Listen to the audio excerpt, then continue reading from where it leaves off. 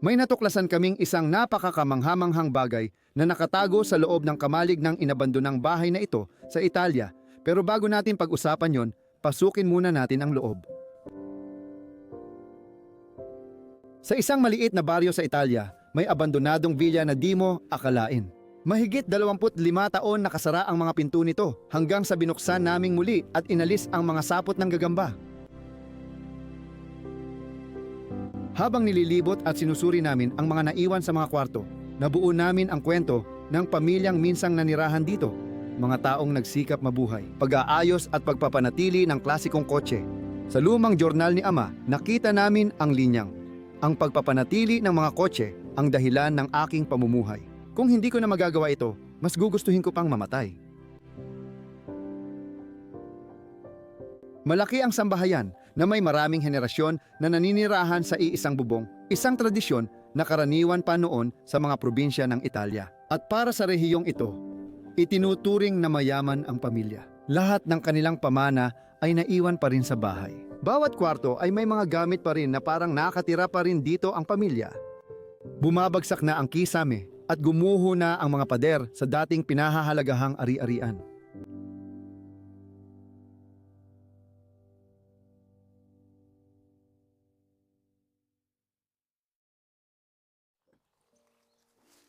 Kamusta kayong lahat? Welcome back sa Bros of Decay at nakita namin kayong lahat. Isa na namang kamanghamanghang bila ng isang pamilya na nagnenegosyo ng mga sasakyan. Pero hindi basta-bastang sasakyan, kundi mga lumang kotse. Gaya ng nakikita ninyo, marami sa kanilang pinakamahalagang yaman ay nananatili pa rin dito at matagal na ring nakatayo. Tingnan natin. Ay, di nabubuksan. Hindi talaga. Ay, Oh, tanga lang talaga ako. uy, tingnan mo yung mga sapot ng gagamba. Jesus Kristo, luma na to. Tapos meron pa tayo dito sa kabila. Mas gusto ko pa to. May bubong itong kabriyo. Sa tingin ko, kapag maayos silang napakintab, maganda pa rin talaga yon. Sino ang nakakaalam? Halika rito. Gusto kong ipakita sa iyo ang ilang bagay. Kaya oo, pumunta ka rito. Trip ko lang talaga yung bonnet nila. Di ko alam anong brand. Fiat yata ito, kung di ako nagkakamali. Oh, Fiat nga ito. Fiat ito. Napaka-Italianong kotse, syempre. Oh. Grabe. Oh, andyan pa ang makina. Pero sigurado akong hindi na yang gagana. Tingnan mo kung gaano kaganda dati ang logo ng Fiat. Parang yung flying spur ng Rolls-Royce o Bentley, pero Fiat na version. Tama. At sa side na yon, ito pa nga ay may parehong hood. Oh, isa pa itong Fiat. Sige, pero kung mananatili ka dito sandali, lilipat muna ako dito. Dahil ang mga kotse na ito ay may espesyal ding tampok. Mayroon silang suicide doors. Oh, Sige, tingnan mo yan.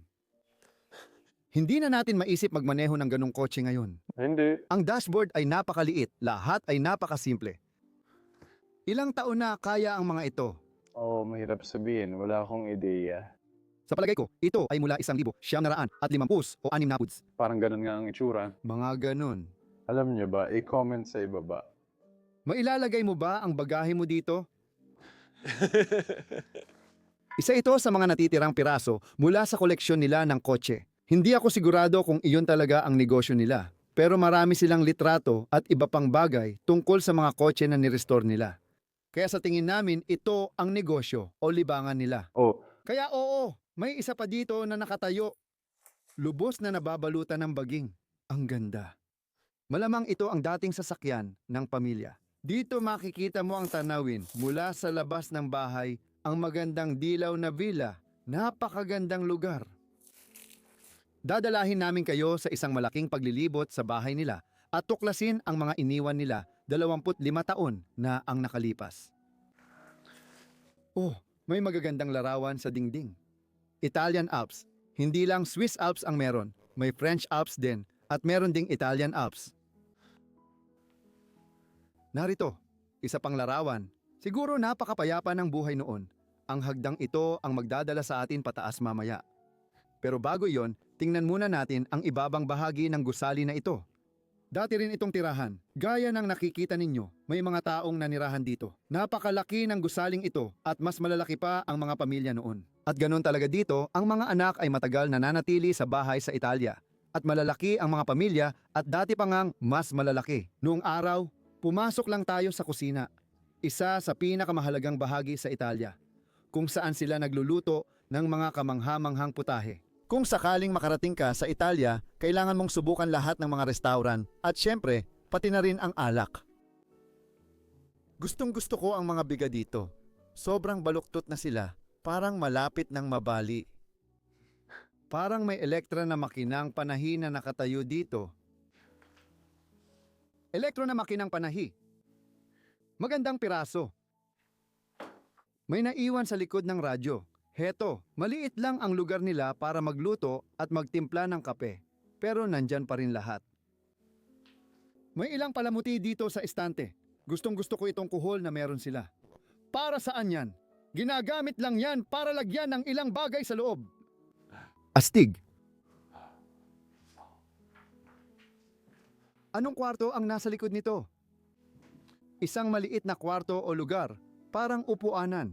Mayroon tayong ilang mga painting dito sa pader at syempre, nasa Italia tayo palagi. Sila ay napaka-relihiyoso. Hanggang ngayon, ganun na sila noon. At makikita mo ang mga relihiyosong larawan sa buong lugar na ito. Dito, sa likod ng basement o unang palapag, siguro dapat kong sabihin na meron tayong isa pang magandang lugar na upuan, isang living space, at ang kwartong ito ay nasa maayos na kondisyon.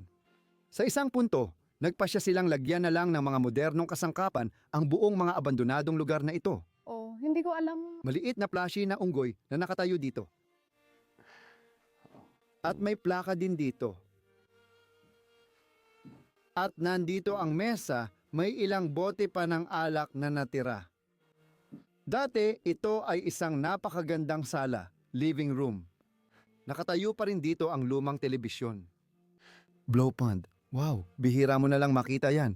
Nakita mo na ba? Oh, teka. Tingnan mo kung ano ang pinipigilan mo. Ang ganda niyan. Ginagawa ito dati ng mga bata. At pagkatapos, meron tayong football team na puro lalaking mukhang Italiano. May bigote at kulot na buhok. Oh, Yep. wow, oo. May mas maraming relihiyosong paglalarawan. Siyempre, nasa Italia tayo. Palaging nandyan. May isa pang mula sa mga bata. Kung mag-iingat ka, pwede nating ipakita. May lalaking nahuli ng anghel. Oh, mukhang may kaugnayan sa relihiyon. Ay, ang ganda niyan. Hindi ko maintindihan. Ibig kong sabihin, may maganda pang Romanesque na gusali sa likod nito. Oh. Bawat Italian na lugar may wine cellar. Tingnan natin. Sa tingin ko, baka nandito yon. Medyo walang laman. Sayang naman. Hindi, wala masyado. May mga bote ring nakatayo dito sa ibabaw. Grabe. 2 litro? Oh. 2 litro, 12. Napakagandang dami ng alak yan. Parang, ibig kong sabihin, tatagal yan sa'yo, siguradong sapat para sa isang hapunan. Siguro. Nakikita ko rin itong maliit na espasyo sa ilalim dito na gusto ko talagang silipin at tingnan. Kukunin ko ang Sige, mag-iingat ka. isa lang ang hagdanan nito. Parang kulang lang ng ilang baitang. Mayroon ba talagang nandyan? Pahiram muna ng kamera sandali. Oh. Oh, dito na ito nagtatapos. Pero malamang isa na naman ito sa mga lugar na nakita na natin dati kung saan nila dating iniimbak ang mga alak. At nananatiling malamig dito sa ibaba dahil mas malamig talaga dito kaysa sa itaas. Oh. Nakalantad ka kasi sa bato. Sige, susubukan kong lumabas ulit. Gusto ko itong arko na kisame dito. Ipinapakita nito na medyo luma na ang gusali. Medyo luma na nga ang gusali, oo, pero hindi ko alam kung gaano na ito katanda. Hindi pa namin nalalaman. Sige, akyat tayo. Puno ng dekorasyon pati hallway nila. May magagandang larawan ng bakasyon gaya ng nakikita mo. Tapos isa pa mula sa Alps dito. May nakatayong television dito sa gitna ng hagdan. Pinto ito papuntang likod bahay na hindi pa namin napuntahan at hindi na rin mararating. Oo, 30 taon na kasi ito ang inabandona. Kaya medyo logical din, di ba? 1980s. 1,986. 1,986. Wow, ang tagal na pala niyan. Matagal-tagal na panahon na yon. Oo, may pintuan kami sa harap at sa entrance hall, pati ilang gamit. May magandang malambot na oso. siguro mula sa mga bata. Tingnan mo yung kandilang nakasabit. May buong banyo dito. Ewan ko kung bakit. At malaki ito. Malaki ang pamilya nila, kaya kailangan nila ng malaking banyo. Wow! Gusto ko ito para lagyan ng shaving cream. Nandito ang Ray-Bans. Ray-Ban, kumpanyang Italyano. Oo. Pero napakaganda, malaki, maluwang na banyo. Papasok ang mga tao at maliligo agad. Baka nga, pag uwi galing trabaho, pwedeng maligo muna bago pumasok sa bahay. Hindi ko sa tingin na ganun yun. Magandang palagay, pero ibig kong sabihin, Oo, siguro. bakit may tile sample na nakadikit sa pader? Hindi ko alam anong makukuha mo sa kumpanya. Oh, sige. Ganun talaga, di ba? Tingnan mo to. Ito yung kwarto na talagang gusto ko dito sa bahay. Pinalitan nila ang malaking kwarto bilang billiards room para magsama-sama ang pamilya. Ang ganda nito para sa akin. Kahit di maganda yung billiards table, okay lang. Oo, sa kasalukuyang kalagayan nito, bulok na talaga. Oh, parang ganito. Oo. Kaya pagpasok ng bola, bumubukas ito. Ay, ang galing niyan. Ang astig. Ang astig, oo. Dati kumpleto lahat dito. Pero gaya ng nakikita mo, bumagsak na ang buong kisame dito. Bumagsak ang lahat ng plasterwork at natakpan ang paligid. Sa tingin ko, sa ilalim nito ay ang lumulundong kusina. Oo. Oo, kaya malamang ito ay dahil sa bigat at lahat ng bumagsak dito. Grabe, nakakabaliw. Babalikan ko mamaya ang bilyaran. Kaya abangan ninyo dahil ipapakita namin ang isa sa pinakamagandang silid. Mag-subscribe at i-like ang video na ito dahil pinaghirapan naming kunan ang magagandang lugar sa Italia. Ito ang master bedroom. Sa tingin ko, Sa tingin ko rin, masasabi ko talagang maganda siya. Pero itong kama, sasabihin ko na lang ng direkta, pakiusap. pangit ito. Bakit mo ilalagay ito sa magandang lumang gusali? Napaka-makabago at hindi bagay dito. Pero hindi lang naman dahil sa kulay nitong parang berdeng suka. At ayoko nun. Sobrang. Pasensya na kayo lahat. Naiintindihan ko na sang-ayon sila sa'yo. Walang maglalagay nito sa ganitong kagandang gusali. Nakakahiya lang talaga. Pero, ibig kong sabihin, may magagandang bahagi rin naman. Gustong-gusto ko yung wallpaper na nilagay nila sa pader. Totoo. Maganda talaga siya. At ito ay Paano ko nga ba sasabihin ulit? may tekstura. Oo, tama. Naiintindihan ko. Pati takip ng fireplace, pareho rin ang wallpaper. At may ilang piraso pa ng damit na nakasabit pa rito mula sa dating may-ari. Oo, tingnan mo. May mga magasin dito na nakakalat mula Agosto 16, 1973. Kaya 1979 ang huling petsang nakita natin. Na posibleng iyon talaga ang petsa kung kailan iniwan ang lugar na ito. Kaunti na lang ang impormasyong natira dito. Sa kasamaang palad. Pero ang daming kasangkapan at yun ang nagpapakakaiba dito. Gusto ko ang cabinet na ito. Nandito pa lahat ng damit. Ay, wow. Oh, at pati lahat ng pabango. At iba pa. Ang astig talaga. Oo, yung mga luma at malalaki, pati maliliit na kotse, lahat tungkol sa kotse dito sa pamilya namin. Ang ganda. Oo. Maganda talaga ang kwarto na to. Balik tayo sa sentro ng bahay, ang billiards room, at dito meron tayong magandang fireplace. Palagay ko, nung may billiards table pa sa likod, tiyak maganda ang ambience dito. At tingnan mo lahat ng magagandang detalye na meron tayo dito. Ang ganda talaga. Sobrang ganda. Maganda rin ang bayan sa itaas. Sa tingin ko, dapat tayong mag-ingat dito. Yeah, the ceiling is... Kaunti lang. May isa pa tayong sombrero na nakasabit dito sa pader. Sige, kailangan nating ipakita na ito ang kwarto ng mga bata dito. Oh, sigurado. Ibig kong sabihin, sigurado may plushie dito. Oh, nandyan pa rin sa kama, tugma talaga. Wow, gusto ko yung pagkakagawa nito. Talagang gusto ko ito. Mas tamakang mas luma at mas Italian ito. Oo, ito ang inaasahan naming makita sa ganitong lugar. Ipapakita ko ito. Mukhang ludish. Oo, pero ludish nga, ludish talaga ito. Tingnan mo yan, pati mga handbag natin at lahat ng gamit nakabalot pa sa plastic, malamang galing pa sa dry cleaner. Wow. Tingnan mo to, Punong-puno ng mga libro. Wow, mukhang mataas ang kalidad nila. Wow. Magaganda pa rin sila. Maganda ang kondisyon. Daan-daang magasin sa ibaba. Grabe, anong kwarto na naman ito? Tara, punta tayo sa paborito kong kwarto dito. Bakit gusto ko ang kwartong ito? Halata naman, ang ganda talaga. Nakamamangha. Nakamamangha, parang bawat Italianong bilya na ganito ay malamang may magandang painting na ganito. Pero ito ay talagang marangya, detalyado, makulay at kumpleto sa lahat. Posibleng ilang linggo ginawa ng artist ang obra sa itaas. Gusto kong ihagis ang mga metal na ito sa gitna itong magagandang bilog na pinta ng lawa na may kastilyo o simbahan sa Alps. Gustong-gusto ko ito. At saka lahat ng magagandang disenyo at palamuti sa paligid nito. Oo na parang mga dragon. Pati mga florera na nakita ko roon. Pagkatapos, may centerpiece ka na kadalasang sumasagisag sa langit.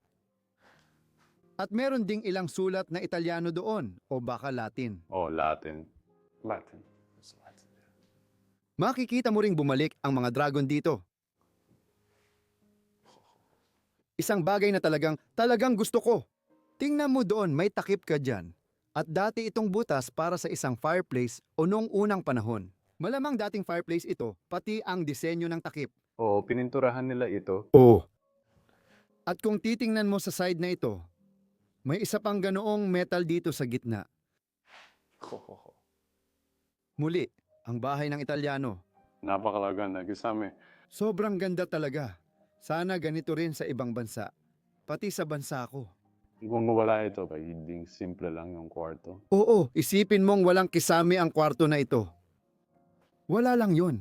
Sa tingin ko, dati ring may painting sa mga pintuan doon. Pero inalis na. Malamang, Oo, karaniwan din talagang ginagawa yan.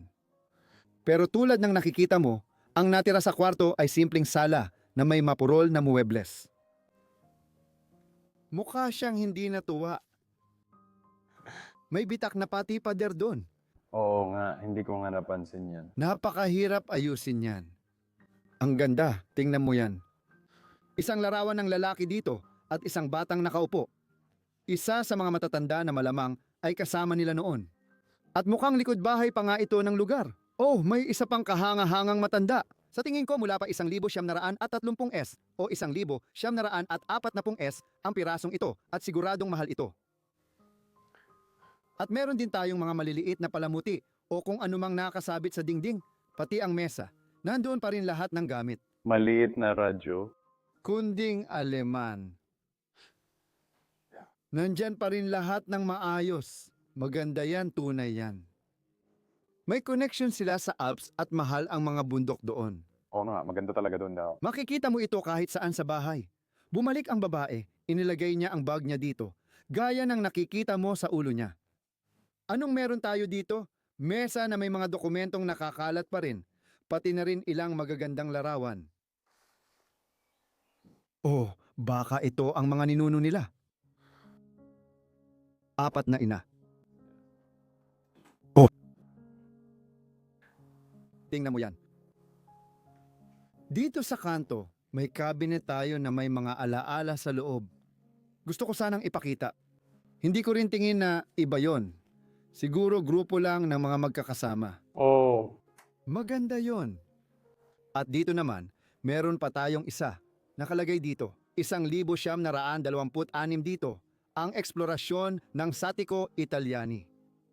Ang mga Boy Scout o ang mga Girl Scout. Wow! Tara, akyat ulit tayo sa lahat ng guho. Sinusubukang mag-navigate sa lahat ng bagay. Tara, pasok tayo. Mukhang nasira mo na naman ang playroom ng mga bata. Oo. Maraming batang nakatira rito noon.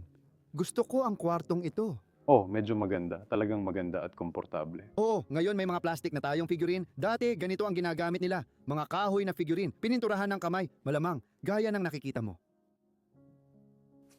Muli, isang ninuno na nakasabit sa dingding. Italiano, may bigote, at nakaupo sa mahabang Pranses na upuan. Sa totoo, baka Italiano rin. Bakit hindi? Oh, meron sila. Parang, ang ganda ng... Oh, so that you can... Buksan at patayin ulit ang ilaw ng maliit na mesa dito. Oh, parang ito na naman yung Boy Scout. Lahat sila ay may korona sa ulo. Hindi malinaw kung bakit. Pero pati na rin ang Moon Music School. Tingnan mo yan. Oo. Paaralan ng musika. Wow, itong pink na mesa sa ilalim ay may mga pabango at gamit sa ibabaw, pati isang sobrang sira na pader. Wow! Makinang panahi. Ito ba ay isang singer? Gusto kong makita ang singer. Ano? Uy, ulo sa New German? Baka hindi pa natin ito nakita. Sa tingin ko, mas ulo sa wow. Hindi ko pa nakita ang brand na ito. Ako rin. Nakita ko na ang daan-daan na makinang panahi. Kung may nakakaalam, pakisabi po sa amin. Anong bansa at taon ito? Sabihin nyo ang detalye. Kasi parang may foot pedal pa nga sa ilalim at mga foot pedal mula sa singer. Oh, ha? Una sa lahat, dito sa kanto, may slot tayong nakatayo mula sa mga bata. Siguro para lumabas kapag tapos na ang snow dito. Oo, umuulan ng niebe dito sa Italia kasi medyo mataas kami at meron tayong ganitong klase ng gaglin o bowling set na naiwan dito. Wow! Lahat ng magagandang lumang laruan mula sa mga bata, tunay na mga ala-ala ang naiwan dito. Wow! Ito ba ay bumabati ng maligayang kaarawan? At ito ay malamang para sa araw ng mga ama, ang anak na babae ay nagbibigay ng puso sa ama. Mas marami pang mga larawan. Wow, mas madami pang group pics. Sige, ito talaga ang daan sa attic. Pupuntahan natin yan mamaya. Huwag muna natin gawin ngayon. Isa pang attic space dito. Mas magulo ito kaysa sa iba. Magulo, ipapakita ko lang sandali. Nandito pa rin ang kama ng mga bata, syempre, pati na rin ang mga comics na dati nilang binabasa, daan-daang magagandang magasin. Syempre, wala namang computer o kung ano paman ang mga batang ito noon, kaya madalas silang magbasa. Lahat ng libro, lahat ng bagay. Muli, pininturahan na ito ngayon, pero noon, mayroong painting dito sa ibabaw. Malamang sobrang kumupas na ito kaya naisip nila, ayokong pinturahan ulit ito. Nakakalungkot kasi sa ilalim, durug-durug na. Dati itong maganda. Isang asul na pinta, siguro langit din. Tingnan mo, nandito pa rin ang mga sapatos at gamit. Maliit ang larawan. Maganda pa ang kondisyon ng sapatos. Mukhang Italianong sapatos talaga. Isa na namang attic ito. Oo, may ilan pa tayong mga painting dito. Sige, mag-iingat ka. Tingnan mo ito. May mga painting na nakakalat dito sa lupa o mga litrato. O tingnan mo ito. Ay, wow! Galing ba yan sa pelikula? Galing ba sa pelikula? Mas maluwag? May isa pang attic? Grabe, may isa pa tayong kwarto dito. At ito ay meron din. Isang bagay na napansin ko dito ay itong parang pantulong sa paglalakad. Kaya siguro may isang tao dito na kailangang mag-rehabilitation.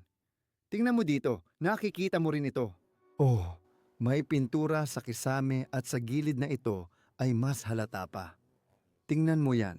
May kumpletong pintura sa ilalim nito. Nakakalungkot naman. Malamang meron din dito sa ilalim, pintura dyan at dito.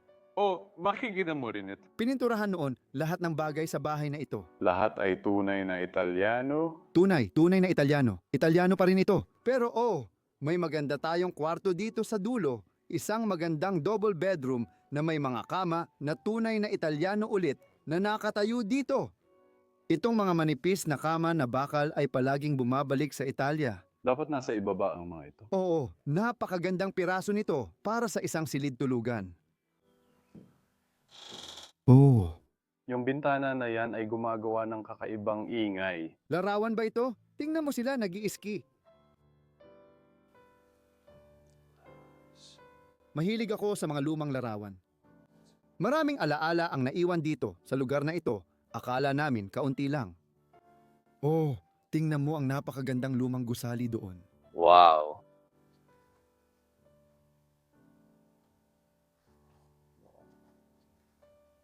Hindi ka panipaniwala ang photo album ng pamilya, ang dami ring mga litrato. Tingnan mo ang korona ng kama dito. Hindi ito kahoy, pininturahan lang, ang ganda ng gawa. Oo, Alzheimer ulit, ang pamilya ng Alzheimer. Talagang magaganda sila. Rolls-Royce Fort Model T. Kung hindi ako nagkakamali, talagang magaganda ang mga piraso. May maluwag na ladrilyo doon. Oh, Malapit na itong bumagsak at pagkatapos ay uulan sa loob at babagsak ang buong gilid ng gusali. Kaya ayan ang laging nangyayari, taon-taon ng pagpapabaya. Anong mga kabinet? wala akong alam. Hindi, imbakan lang yon. Tara, tingnan natin ang attic. May banyo rin dito, kung tama ang nakita ko. Oh, medyo kakaiba ito. Pero aakyat ako ng hagdan papunta sa banyo. Oo, banyo lang naman ito. Astig para sa akin na may hagdang paakyat sa attic mismo sa banyo at dito rin ang bathtub. Ang weird, di ba? Bakit? Sobrang kakaiba. Minsan talaga itong mga Italian na lugar. Parang sa taas lang ng pindutan, bumubukas ang pinto. May mga butas sa bubong.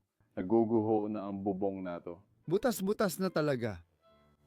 Sa tingin ko, ito ay para sa water pressure, kung tama ako. Ito ang tangke ng tubig. Oo, pero ang astig makita ang ganitong katandang attic.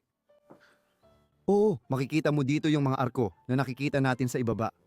Sa tingin ko, ligtas tayo dito.